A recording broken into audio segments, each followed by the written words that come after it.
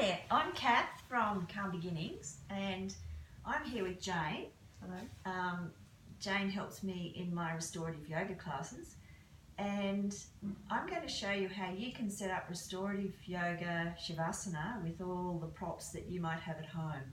Because in a yoga studio we've got so much gear that we work to get to make you comfortable, but at home you don't have that. But you can still do a pretty good job to set yourself up on your bed. So here we are on Jane's beautiful bed, and her head is at the foot end of the bed.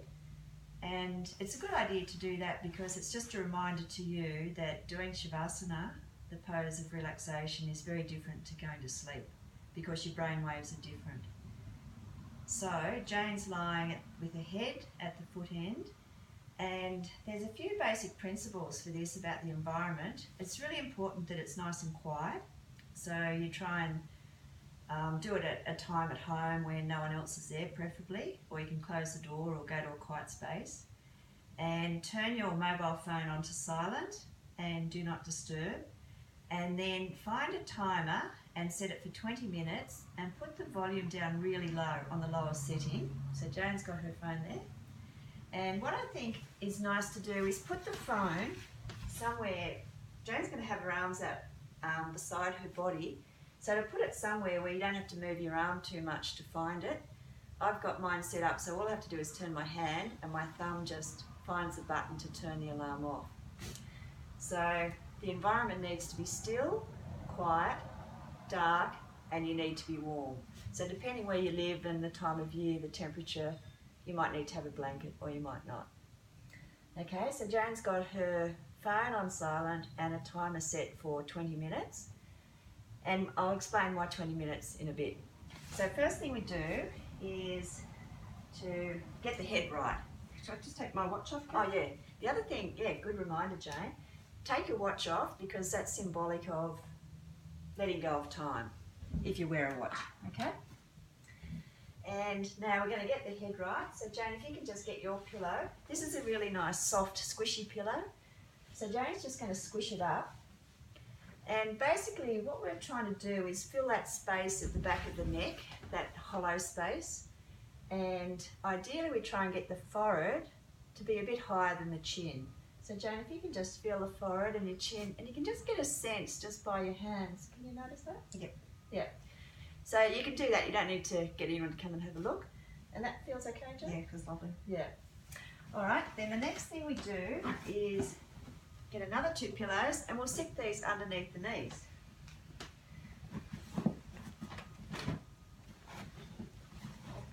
So one of the principles of restorative yoga is to have every joint in flexion. So every joint's got a bit of a soft angle instead of being out straight, because straight kind of means that, you know, we're stressed and tense. And then we've got a 4th pillow and we're just going to stick that under the calves and try and get it so that the heels are hanging freely, because some people actually get burning heels if they touch the floor or touch the bed. So what I can see here is that Jane's knees are at an angle and the calves are dropping down, so the ankles are actually a bit lower than the knees. Then the next thing is for Jane to take her arms out at a bit of an angle. And the reason why we do that is just so that you get a bit of space here between the ribs and the arms.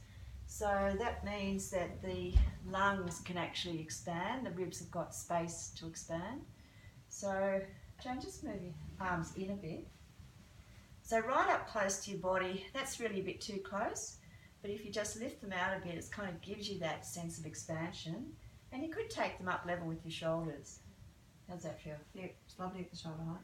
Yeah, and we've been playing with this before and Jane hadn't tried that height before, and when she did it was like, oh, that feels really nice. Yeah, lovely. So that's what I prefer, and the reason why I prefer it is that it helps to really flatten out my shoulder blades onto the surface I'm lying on. So it really helps the opening of the chest and that sense of getting your body really supported by the floor. Okay, now the next thing are the socks. In the yoga studio I use eye pillows to put in people's hands just because I've got them, but at home we've got 2 pairs of socks. So Jane's going to put a pair of socks in each hand, and the socks are they feel really nice. Yeah, they do. Just Yeah. that little bit of weight is so soothing. Yeah. Yeah, this is only something that I've started doing recently for myself, and boy, that slight addition just makes a huge difference. And they say that our heart chakra is represented in the palm of our hand, so it's like a nice way of really nurturing our heart just by simply holding something in your hand, something that's soft and kind of pliable. Okay, so how are you going, Jane? Very nice. So, next thing we need to do is cover the eyes, because it's about 9:30 here, and we're in central New South Wales in Dubbo, so the sun's well and truly up, and we want to make it dark. So Jane's just got her pyjama top here, so we're just going to use that to cover her eyes. And I like to tuck it in a bit. How's that feel, Jane? Beautiful. So what I'm noticing is Jane just said, oh, beautiful, and her tone of voice dropped, and it's like I can already feel she's starting to go into a bit of a relaxation space already. So these props have a lot of power. It's so simple to do. And at the moment, our temperature's about 25 degrees. We're in summer here. And Jane, you're a hot bod. I am. But would you like a cover or no? We'll give it a go. Yep. Yeah? We may not keep it on, but yes. Yeah, Give it a go. generally Jane doesn't cover herself because she's quite warm. This is so individual, so some people really feel the coolness, some people don't. Personally, I always cover myself. In summer I would use a light sarong or a cotton cover, but sometimes when it gets up above 40 degrees you just can't stand anything on you. But in winter, sometimes I have 2 blankets, and I always put a double blanket on my feet because feet really get cold, and always wear 2 pairs of socks as well in winter. So you just have to play with what's right for you and whatever season you're in and where you live. Okay, so we'll cover Jane up just to show you.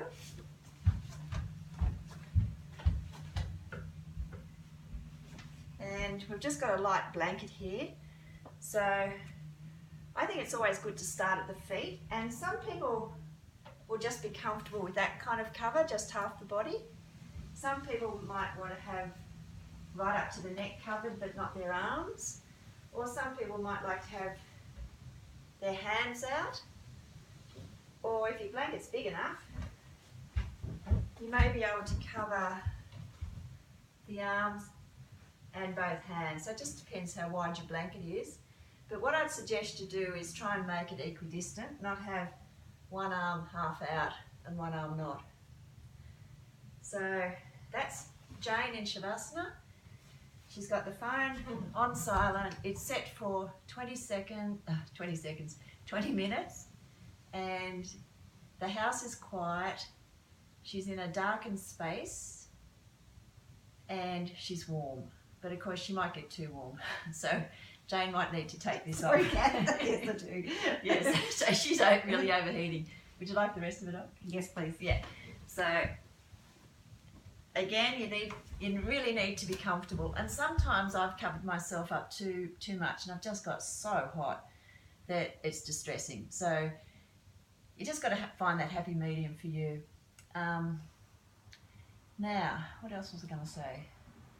Oh yeah, why do we do 20 minutes? Judith Hansen-Lassiter, who is the yoga teacher who developed this particular restorative yoga, she says that we need a good 20 minutes in Savasana, and the reason is that it takes us about 5 minutes to really settle the body, to get all the wiggles out and to feel comfortable in your body. Then we need about another 10 minutes to calm the senses, so to really go within, so you're withdrawing from noise, from any stimulus from your eyes, obviously because they're closed, and that can be quite a practice. So if there was a jackhammer next door or a big truck went past, you probably wouldn't notice it if you're in a really good state of withdrawing, or pratyahara is what they call it in yoga. Then, so we're up to about 15 minutes now, and then Judith says that we need another 5 minutes to just allow our mind and our body to really settle into a still space. And the brain waves actually slow down quite a bit once we get to this space. Sometimes you get there, sometimes you don't. It's really a matter of practice. So 20 minutes of Shavasana per day will make you feel so rested. You will have so much more energy to do things, and it actually makes you feel happier. I had one mother with a very small baby come and do a session.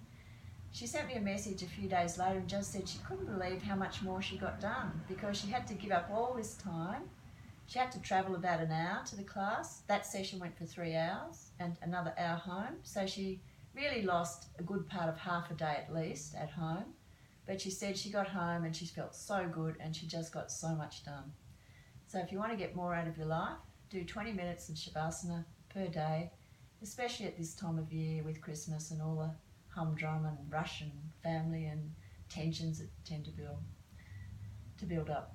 Okay, so enjoy yourself. So it's Happy Christmas from me and from Jane. Merry Christmas. Okay. Over and out. Enjoy.